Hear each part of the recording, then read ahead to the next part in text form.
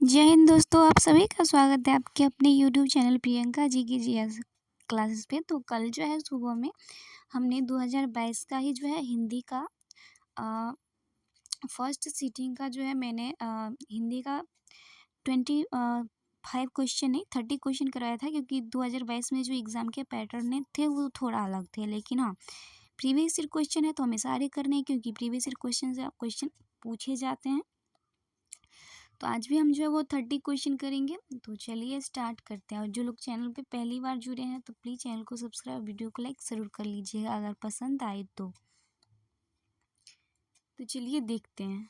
Okay, exam जो है आप लोगों का होली के बाद होगा, तो टाइम बहुत कम है। अगर आप लोगों ने पढ़ाई कर लिया है फिर भी जो है PYQ को बार बार पढ़िए। अगर नहीं पढ़े हैं और तो इतना कम समय में PYQ कर लीजिए कम से कम। तो मेरा पहला क्वेश्चन है कि वह पैदल नहीं चल सकता, वाक्य में कौन सा वाच्य है? तो देखिए, वो पैदल नहीं चल सकता, इसमें कर्तृवाच्य कौन सा वाच्य है? कर्तृवाच्य। वाच्य पढ़ लीजिएगा। अगर वाच्य समझ में नहीं आ रहा है क्वेश्चन में अगर वाच्य नहीं समझ में आ रहा तो वाच्य पढ़ लीजिएगा। जो टॉपिक हम पढ़ रहे हैं अगर नहीं समझ में आ रहा उसको हमें पढ़ लेना है। वो पैदल नहीं चल सकता में कर्तृवाच्य। वाक्य में जब कर्ता की प्रधानता हो अर्थात क्रिया का लिंग वचन प्राय कर्ता के अनुसार हो तो उसे कर्तृवाच्य करते। वो पैदल नहीं चल सकता, किसके बारे में जोर पड़ रहा? वो हमारा कौन है? कर्ता। क्या है? कर्ता। जिसे राम पुस्तक पढ़ता है, प्रधानमंत्री विदेश दौरे पर गए। ओके, जिसमें क्रिया की प्रधानता हो, भाव की प्रधानता हो, भाववाच्य होगा। जिसमें कर्म की प्रधानता हो, कर्मवाच्य। जिसमें क्रिया की प्रधानता, क्रियावाच्य हो जाएगा। नेक्स्ट क्वेश्चन है कि निम्नलिखित पंक्ति में कौन सा वार्णिक छंद है? आए आए प्राजाधीप निकेतन पास उधो पूरा प्रसार करती है करुणा जहाँ थी। इसमें पंक्ति में पूछ रहा कौन सा वार्णिक छंद है? तो देखिए, बिहार एंट्रेंस एग्जाम में अगर चाहते हैं कि मुझे अच्छे नंबर है, हिंदी में क्या क्या पढ़ना है, तो हिंदी में आपको अलंकार पढ़ना है। ये बहुत मोस्ट इम्पोर्टेंट चीज़ है, अलंकार। रस, ये अलंकार फर्स्ट नंबर पर रखिए। रस और छंद, ये 3 चीज़ है। इसके अलावा वाक्य पढ़ना है, वाक्य जैसे शुद्धि होता है, वाक्य पढ़ना है। शब्द शक्ति पढ़ना है, क्योंकि शब्द शक्ति से बहुत सारे क्वेश्चन आते हैं। अब शब्द शक्ति के अलावा आप सब ने हमेशा 10th में या 9th में समास, वर्ण, शब्द, ये सब तो पढ़ा होगा, तो एक बार रिवीजन कर लीजिएगा, लेकिन इन सब चीज़ों को पढ़ लीजिएगा। ओके, तो इसमें पूछ रहा है कि कौन सा वार्णिक छंद है, तो जब आप छंद पढ़िएगा तो आपको समझ में आ जाएगा। तो इसमें है वसंत तिल का छंद। उपर्युक्त पंक्ति में वसंत तिल का छंद है। इसके प्रत्येक चरण में 14 वर्ण होते हैं। तगन, भगन, जगन और 2 गुरुओं के क्रम में इसका प्रत्येक चरण बनता है। ओके, नेक्स्ट क्वेश्चन देखते हैं कि संचारी भावों की संख्या कितनी होती है? 35, 33, 42 या 12? तो संचारी भावों की संख्या होती है, वो होती है 33। कितनी होती है? 33। संचारी भावों की संख्या 33 मानी गई है।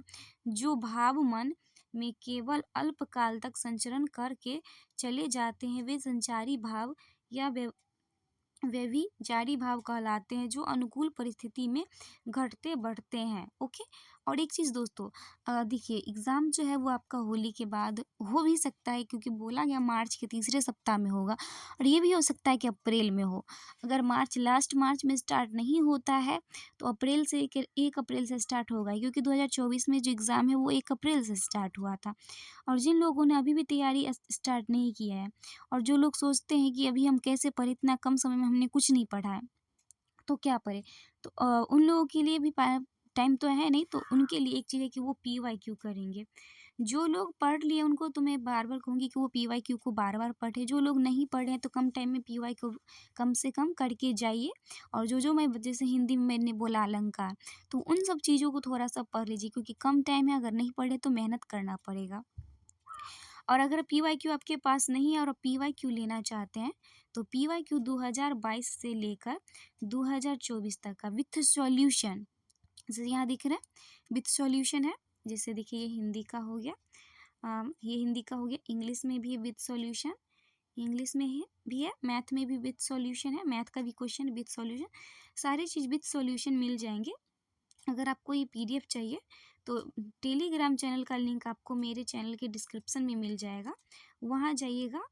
टेलीग्राम चैनल का लिंक आपको मेरे इसी वीडियो के डिस्क्रिप्शन में मिल जाएगा, और जब वहाँ जाइएगा तो आपको जो है वहाँ पे क्यूआर कोड मिलेगा, मेरा क्यूआर कोड मिलेगा, और जब उस क्यूआर कोड पे जो है आप 50 रुपया पेमेंट कीजिएगा, 50 रुपया पेमेंट कीजिएगा तो मैं वहाँ पे आपको जो है ये पीडीएफ दे दूँगी। सिर्फ PYQ 2022 से लेकर 2024 तक का विथ सॉल्यूशन आपको जो है PYQ दे दिया जाएगा। ओके, तो जो जिन लोगों को लेना हो तो वो क्यूआर कोड पे टेलीग्राम चैनल पे जाके 50 रुपया पेमेंट कीजिएगा तो आपको दे देंगे। ओके, तो ये तो हम जो है कल वाला शुरू ये 17 तारीख का कर रहे थे ना, हम 18 तारीख वाला आ गया। नीचे वाला क्वेश्चन कहाँ गया, देख रहे हैं आप सब, देख सकते हैं, देखिए है ना, ये है हमारा शायद, नहीं आगे जाएंगे, ऐसे आपको दिखाने के चक्कर में थोड़ा जो मेरा क्वेश्चन इधर उधर हो गया। ये हम ये कर रहे थे, यहाँ पे कर रहे थे, तो हमने जो है 4th नंबर क्वेश्चन हमें करना है, हिंदी कर रहे हैं। ज्यों ज्यों वृद्ध होत त्यों तो स्वस्थ होत जात, ज्यों ज्यों वृद्ध होत त्यों तो स्वस्थ होत जात, ज्योति जगमग कद भार हिंद को सम्हारे हैं। इस पंक्ति में कौन सा अलंकार है? तो देखिए इसमें विरोधाभास अलंकार है, क्योंकि देखिए ज्यों ज्यों वृद्ध होते जाते त्यों तो स्वस्थ होते जाते, तो विरोध करना है। अगर हम जैसे जैसे वृद्ध होंगे तो वैसे वैसे हम स्वस्थ नहीं ना होंगे, तो यहाँ विरोध कर रहा है, एक शब्द जो है दूसरे, यानी एक तरफ बोल रहा है कि वृद्ध भी हो रहा है, एक तरफ स्वस्थ भी हो रहा है, तब ये हमारा हो जाएगा विरोधाभास। पंक्ति में विरोधाभास अलंकार है, जहाँ विरोध न होने पर भी विरोध का आभास हो वहाँ विरोधाभास अलंकार होता है। नेक्स्ट क्वेश्चन है कि काव्य आभूषण है अलंकार, प्रत्यय, उपसर्ग, विशेषण। तो आपको पता है कि काव्य आभूषण क्या होता है, अलंकार, और मैंने अलंकार का वीडियो अलग से बना दिया है, अगर आप लोग नहीं देखे हैं तो ज़रूर देख लीजिएगा। भाषा में शब्द और अर्थ की दृष्टि से सौंदर्य उत्पन्न करने वाले को अलंकार कहते हैं, अर्थात जो किसी काव्य को अलंकृत करे। अलंकार के मुख्यतः 3 भेद होते हैं, इससे शब्दालंकार, अर्थालंकार और उभय अलंकार, मैंने सारी चीज पढ़ा के रखे हैं। इनमें से कौन सा वाक्य अशुद्ध है, बोला ना, वाक्य पढ़ लीजिएगा, शुद्ध अशुद्ध हमेशा रहता है। शुद्ध अशुद्ध पूछ रहा, यह हमारा घर है, गोपाल ने नया कपड़ा खरीदा, राजू की माँ बहुत खुश, अशुद्ध है, राजू की माँ बहुत दुखी है, या होने होगा। हाथी बहुत मोटी है, लेकिन हाथी पुल्लिंग होता है तो हाथी बहुत मोटा हाथी बहुत मोटा है, ये होगा। लेकिन ये वाक्य डी नंबर भी गलती है, तो यहाँ होने होना चाहिए था, राजू की माँ बहुत दुखी है, ये होता। तो यहाँ ऑप्शन बी ये गलती है और डी दोनों गलती है यहाँ पे। ओके, नेक्स्ट क्वेश्चन है हमारा कि पीताम्बर शब्द का संधि विच्छेद करें। तो पीताम्बर शब्द का संधि विच्छेद क्या होगा हमारा, पीत जोर अंबर, क्या होगा, पीत जोर अंबर, और ये हमारा दीर्घ स्वर संधि है। कौन सा संधि है, दीर्घ स्वर पीत जोर, अ जोर ओ बराबर क्या हो जाएगा, आ, क्या हो जाएगा, आ। पीताम्बर का संधि विच्छेद पीत जोर अंबर होगा। यह दीर्घ संधि का उदाहरण, अगर आप लोग संधि नहीं पढ़े तो संधि भी पढ़ना पड़ेगा, पढ़ लीजिए क्योंकि सब क्वेश्चन आ रहे हैं, कल भी मैंने कराया था तो इन सारे टॉपिक से क्वेश्चन आए। दीर्घ स्वर संधि, चलिए अगर संधि पढ़े होंगे समझ में आ जाएगा, नहीं पढ़े हैं तो पढ़ लीजिएगा। नेक्स्ट क्वेश्चन है कि चतुर्भुज में कौन सा समास है, बहुब्रीहि, कर्मधारय, द्वंद्व या तत्पुरुष। तो चतुर्भुज में कौन सा समास होगा, चतुर्भुज, बहुब्रीहि समास होगा। चतुर्भुज, ये 4 भुजा है जिनके, अर्थात कौन हो जाएंगे, विष्णु जी, विष्णु जी, क्या वी जैसे बीना पानी, बीना है हाथ में जिनके, अर्थात Saraswati ji. Okay, next question, अगर संख्यावाची होता है तो हमारा द्वंद्व समास होता है, लेकिन अगर कोई विशेष अर्थ आ जाए तो वो हमारा क्या हो जाता है, बहुब्रीहि समास। पद क्रम की दृष्टि से निम्नलिखित में से कौन सा वाक्य शुद्ध है, शुद्ध है। यह असली गाय का दूध है, नहीं, यह गाय का असली दूध है, ऐसा होता ना। पानी से भरा एक गिलास लाओ, पानी से भरा नहीं, पानी से भरा एक गिलास पानी भर कर लाओ, चाहे एक गिलास पानी लाओ। खरगोश को काट कर गाजर खिलाओ, गाजर काटकर खरगोश को खिलाओ, ये होगा ना। अपने परदेश से आए मित्र को पत्र लिखो, तो हमसे कौन सा वाक्य पूछ रहा है? शुद्ध वाक्य। अपने परदेश से आए मित्र को पत्र लिखो, आई थिंक ये हो गया। पानी से भरा गिलास लाओ, option B is the correct answer हो जाएगा। ओके, बाकी देख लेते हैं सबका जो है शुद्ध रूप क्या होगा। जैसे यह असली गाय का दूध है, नहीं, यह गाय का असली दूध है। खरगोश को काटकर गाजर खिलाओ, गाजर को काटकर खरगोश को खिलाओ। अपने परदेश आए मित्र को पत्र लिखो, परदेश से आए अपने मित्र को पत्र लिखो। ओके, इसमें देख रहे हैं सारे विद सॉल्यूशन दिए हुए हैं ना। नेक्स्ट क्वेश्चन है कि यगन में कितने लघु और गुरु वर्ण होते हैं? एक लघु, देखिए यगन में कितने, तो यगन में जो होता है वो एक लघु और दो गुरु वर्ण होते हैं। Option A is the correct answer हो जाएगा। ओके, नेक्स्ट क्वेश्चन है हमारा कि उदित उदयगिरी मंच पर रघुबर बाल पतंग बिकसे संत सरोज सब हर्षे लोचन भृंग, इसमें कौन सा अलंकार है?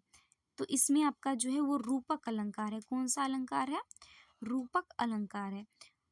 जहाँ उपमेय और उपमान का भेद रहित आरोप होता है वहाँ रूपक अलंकार होता है। ओके, नेक्स्ट क्वेश्चन देखते हैं। नदी कल कल करती हुई बहती चली जा रही थी, इस वाक्य में बहती चली जा रही थी में कौन सा पदबंध है? बहती चली जा रही थी, बहना क्या है? हमारा क्रिया है। क्या है? क्रिया है। बहती चली जा रहा है, चलना भी क्या है? क्रिया है। तो ये हमारा कौन सा पद बंद हो जाएगा? क्रियापद। नदी कल कल करती हुई बहती चली जा रही थी, इस वाक्य में बहती चली जा रही थी में क्रियापद बंद है। जब एक से अधिक पद मिलकर क्रिया के रूप में कार्य करते हैं तो उसे हम क्या कहते हैं? क्रियापद बंद। जैसे वो पढ़कर सो गया, सोना क्या है और पढ़ना भी क्या है? दोनों क्रिया, एक सकर्मक क्रिया एक अकर्मक क्रिया है। ओके, और आप लोग नहीं पढ़े हैं पदबंध तो पदबंध भी पढ़ लीजिएगा। नेक्स्ट क्वेश्चन है कि मुंह छिपाना मुहावरे का अर्थ होता है सुंदर होना, कुरूप होना, शान से रहना या लज्जित होना। तो मुंह छिपाने का अर्थ क्या होता है? लज्जित होना। क्या होता है? लज्जित होना। नेक्स्ट क्वेश्चन है हमारा कि निम्न में कौन सा वाक्य शुद्ध है? इस परिश्रम का बदला अपने कार्य से मनुष्यों को जो संतोष होता है वही है। क्या ये आपको शुद्ध दिख रहा है? बिल्कुल नहीं। उसने जोर जोर से रोने लगा, ये होगा नहीं। वो जोर जोर से रोने लगा। ओके, लड़की वो जोर जोर से रोने लगी। आप उस प्रतिज्ञा को नहीं भूले होंगे, इस किताब का क्या मूल्य है?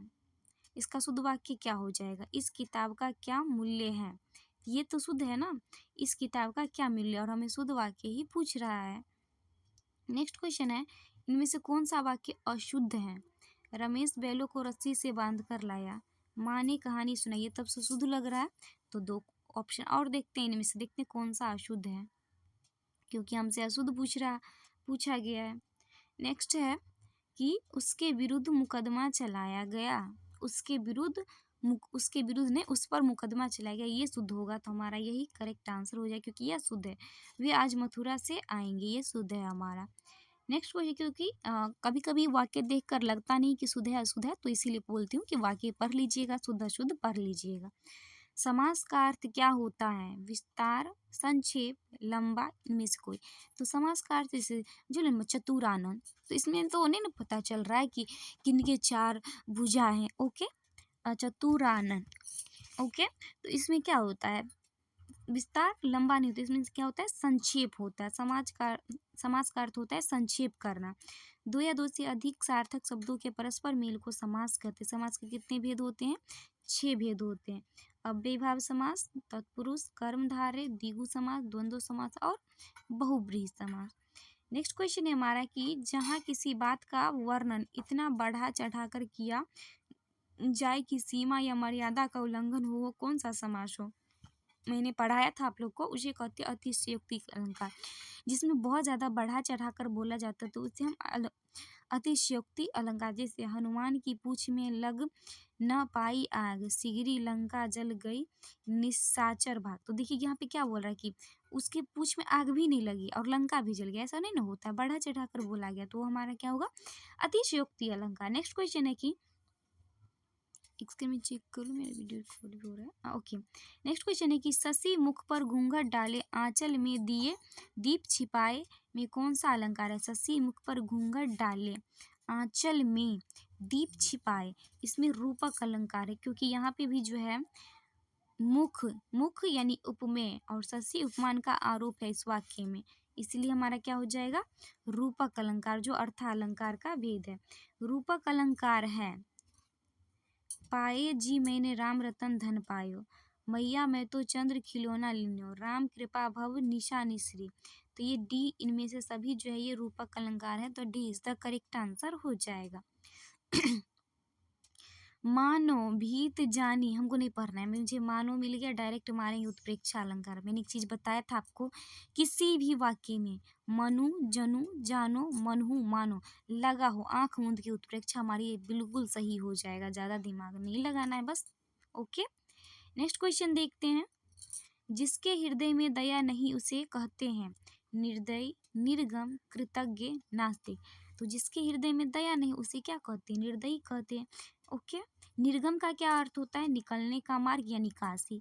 कृतज्ञ का अर्थ होता है किए गए उपकार को मानने वाला, और कृतधन कहते हैं जो किए गए उपकार को नहीं मानता, उसे क्या बोलते हैं कृतधन। नास्तिक जो ईश्वर में विश्वास न रखता हो उसे क्या कहते हैं नास्तिक। नेक्स्ट क्वेश्चन है कि ओज गुण की विशेषता से संबंधित कथन है ट वर्गीय व्यंजनों का आधिक्य, समासिक पदावली का प्रयोग, वीर रस की व्यंजना, समस्त नवरसों की व्याप्ति। तो ओज गुण की विशेषता से संबंधित कथन जो है वो है समासिक पदावली का प्रयोग, और क्या है ये नहीं सॉरी समासिक पदावली का प्रयोग नहीं, ट वर्गीय व्यंजनों का आधिक्य और वीर रस की व्यंजना, यानी option B is the correct answer हो जाएगा। ओके, देखिए काव्य के जिस गुण विशेष के कारण सहृदय का चित्त दीप्त हो जाता है, अर्थात सहृदय के चित्त में तेज का संसार हो जाता है, उसे ओज गुण कहते हैं। ओज गुण वीर, रौद्र, वीर, वत्स रस में पाया जाता है। इसमें ट, ठ, ड, ढ, न आदि कठोर वर्णों का प्रयोग होता है, लंबे लंबे सामासिक शब्दों का प्रयोग होता है। नेक्स्ट क्वेश्चन देखते हैं कि दौड़ कर जाओ और बाजार से कुछ ले आओ, इस वाक्य में कुछ क्या है कुछ क्या है हमारा अनिश्चयवाचक सर्वनाम है। सर्वनाम के 6 बोध होते हैं, आप सब पढ़े होंगे, नहीं पढ़े तो पढ़ लीजिएगा। चलिए यहाँ पे मैं आपको बता देती हूँ। संज्ञा के बदले में जो शब्द आते हैं उसे सर्वनाम कहते हैं। पुरुषवाचक सर्वनाम में ये 3 होता है, प्रथम पुरुष, उत्तम पुरुष, मध्य पुरुष। तो मैं जो है वो प्रथम पुरुष आता है, मैं और हम। तुम जो है वो क्या कहते हैं मध्यम पुरुष, और जो उसके बाद जो आता है वो आता है अन्य पुरुष में। ओके, तो इसके 6 भेद होते हैं। पुरुषवाचक सर्वनाम, संबंधवाचक सर्वनाम जैसे जो सो, निश्चयवाचक सर्वनाम यह वो, प्रश्नवाचक सर्वनाम जैसे कौन क्या, अनिश्चितवाचक कोई कुछ, निजवाचक सर्वनाम आप कौन सा सर्वनाम है निजवाचक, याद रखिएगा। नेक्स्ट क्वेश्चन है कि सिंधु सेज पर धरा वधु अवतनिक संकुचित बैठी सी, इसमें कौन सी शब्द शक्ति है अभिधा, लक्षणा, व्यंजना या व्यंजन या व्यंजना। तो व्यंजन तो होगा ही नहीं, 3 ही होता है अभिधा, लक्षणा, व्यंजना। तो सिंधु सेज पर धरा वधु अवतनिक संकुचित बैठी सी, इसमें जो है वो व्यंजना शब्द शक्ति है। सिंधु सेज पर धरा वधु अवतनिक संकुचित बैठी शीश में व्यंजना शब्द शक्ति है। जिस शब्द शक्ति द्वारा व्यंग्यार्थ का बोध हो उसे व्यंजना शब्द शक्ति कहते हैं। नेक्स्ट क्वेश्चन है कि निम्न में कौन सा वाक्य शुद्ध है। सीता ने झूठ कही थी, नहीं सीता ने झूठ बोला था। ओके, बहुसंख्यक मनुष्य यहाँ आया था, भाई बहन जा रही थी, निरपराधी को दंड नहीं मिलना चाहिए। इसका आंसर क्या हो जाएगा डी, शुद्ध पूछ रहा है ना।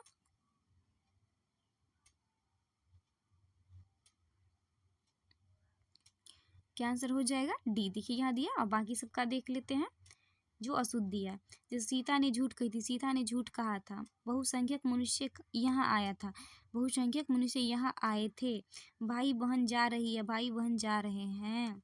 नेक्स्ट क्वेश्चन है हमारा कि आंवला जीवन हाय तुम्हारी यही कहानी, आंचल में है दूध और आंखों में पानी, प्रस्तुत में कौन सी शब्द शक्ति है। तो इसमें हमारा व्यंजना शब्द शक्ति होगा, क्योंकि आंवला जीवन हाय तुम्हारी यही कहानी, आंचल में दूध और आंखों में पानी, मतलब आंचल में दूध भी और आंखों में पानी। तो व्यंग कर रहे, क्या कर रहे हैं हम व्यंग कर रहे हैं। नायक का सही संधि विच्छेद क्या होगा। तो ये हमारा कौन सा संधि है अयादी संधि है, जो स्वर संधि का 5वां भेद होता है। तो इसमें जो है नई जोर अक, नई जोरक यानी आई जोर, अ बराबर आय, आय क्या हो जाएगा, आय क्या हो जाएगा, आय, नायक, नायक। जे अगला क्वेश्चन है हमारा कि भीम को 10,000 हाथियों का बल था, अलंकार बताए। इसमें देखिए, इसमें भी बढ़ा चढ़ाकर बोल रहे हैं तो ये क्या हो जाएगा हमारा अतिशयोक्ति। भीम को क्या था, 10,000 हाथियों का बल था, बढ़ा चढ़ाकर बोल रहे हैं। पुल्लिंग स्त्रीलिंग, पुल्लिंग स्त्रीलिंग के जोड़े में कौन सा जोड़ा सही है, दाता दानी, भेड़ बकरी, लेखक कवि, ब्राह्मण ब्राह्मण। तो ऑब्वियसली डी सही है, क्या है, डी सही है। देखिए, ब्राह्मण ब्राह्मणी, दाता दात्री, लेखक लेखिका, नर भेड़ मादा भेड़, बकरा बकरी, कवि कवयित्री। नेक्स्ट क्वेश्चन है और इस वीडियो का लास्ट और आखिरी क्वेश्चन है, तो गद्यांश दिया तो पहले हमको डायरेक्ट क्वेश्चन पढ़ेंगे। जो देखिए, भारत माता के सपूत किसे कहा गया, तो चलिए पढ़ लेते हैं इसमें, क्योंकि हमें पढ़ना पड़ेगा। भारत माता को हम नमन करते, उत्तर में हिमालय इसकी प्रहरी, दक्षिण में हिंद महासागर उसके चरण पखारता है, पश्चिम में कच्छ की खाड़ी और पूरब में बांग्लादेश है, गंगा यमुना नर्मदा ताप्ती कृष्णा। गोदावरी ब्रह्मपुत्र आदि नदियां भारत के मैदानी की शोभा बढ़ाती है, खेतों में लहराती फसलें और बागों में पके फलों की बहार भारत माता का उपहार है। प्रत्येक धर्म का व्यक्ति भारत माँ का सपूत है। तो यहाँ क्या हो जाएगा, सभी धर्म के लोगों को, क्या हो जाएगा, सभी धर्म के लोगों को भारत माता के सपूत कहा गया है। आई होप आपको ये वीडियो पसंद आया होगा, तो प्लीज़ चैनल को लाइक और चैनल को सब्सक्राइब, वीडियो को लाइक ज़रूर कीजिएगा। और PDF लेना होगा तो आप लोग टेलीग्राम चैनल ज्वाइन कर लीजिएगा, लिंक आपको इसी वीडियो के डिस्क्रिप्शन में मिल जाएगा। Thanks for watching the full video, bye bye.